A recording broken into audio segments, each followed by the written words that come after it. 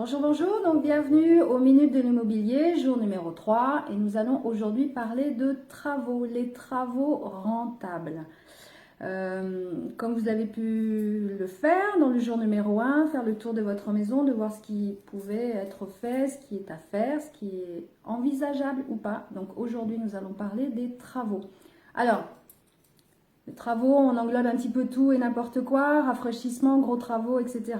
Essayez de voir ce qui est rentable et ce qui est possible d'un point de vue d'un acquéreur. Si vous avez pour idée de détruire un mur parce que vous pensez que la cuisine va être plus comme ci ou plus comme ça, ou de monter une cloison, c'est votre point de vue. Ce n'est pas forcément le point de vue qui sera partagé par un futur acquéreur qui cassera tous les travaux que vous allez peut-être faire.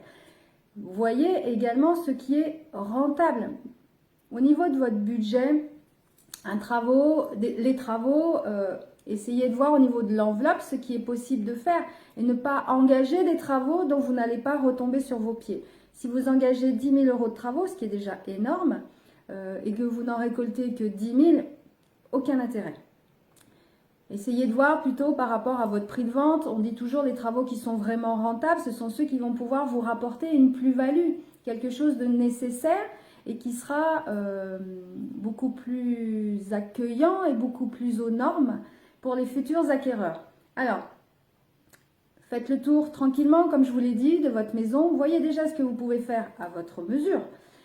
Essayez de faire également plus tard des devis. Vous pouvez effectivement faire des devis en ligne, mais on en reviendra sur tout ce qui est algorithmes ou autres qui peuvent exister sur Internet, notamment au niveau des estimations.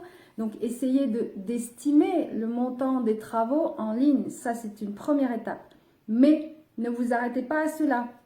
Quand les choses vont redevenir à la normale, vous pourrez tout à fait faire venir certains artisans qui pourront vraiment vous faire un devis sur ce qui est possible de faire ou pas.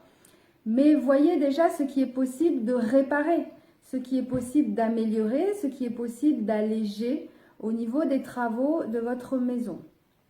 Je pense souvent à des petits trous par-ci par-là, des douilles qui pendent, une prise complètement désuète ou un peu cassée, une poignée de porte qui grince, les entourages de fenêtres qui sont pas forcément bien faits. Enfin voilà, il y a 2-3 petites choses très précises et qui sont à votre portée de main surtout. N'allez pas imaginer de gros travaux de manière à ne pas vous engorger déjà par rapport à ça, à ne pas faire quelque chose qui ne vous correspond pas et que vous n'aimez peut-être pas faire.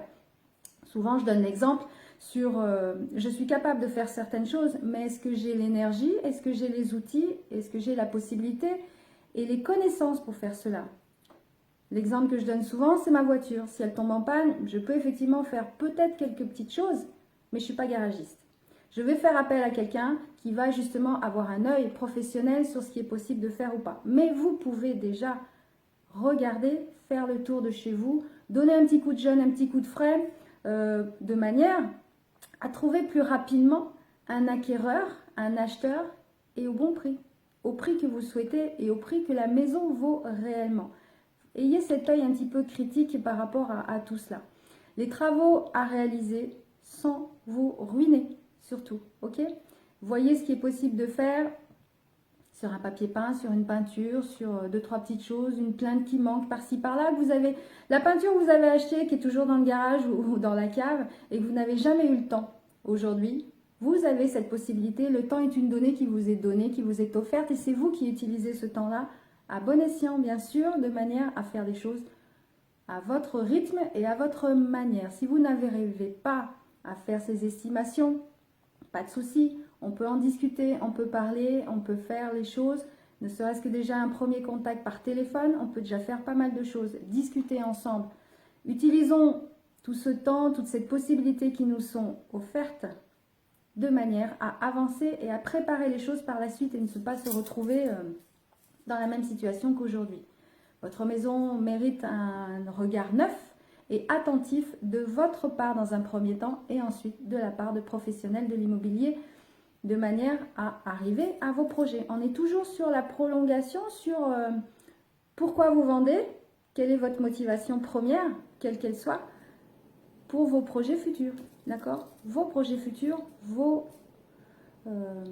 votre vente, votre bien, votre histoire. à venir. Ok? Voilà, c'était la petite minute sur les travaux rentables. Avoir un œil là-dessus, faire le tour de votre bien de manière à préparer une vente beaucoup plus aisée et facile pour les futurs acquéreurs. Voilà. Je reviendrai bientôt je ferai un live directement sur l'estimation de la maison. On m'a beaucoup posé la question, beaucoup de personnes sont venues vers moi pour me poser la question sur l'estimation en ligne ou pas, professionnelle ou pas. On fera un live directement là-dessus, donc préparez-vous, j'annoncerai ça. Abonnez-vous à ma page, vous trouverez ça en haut, en bas, peu importe. Si vous êtes motivé, vous trouverez.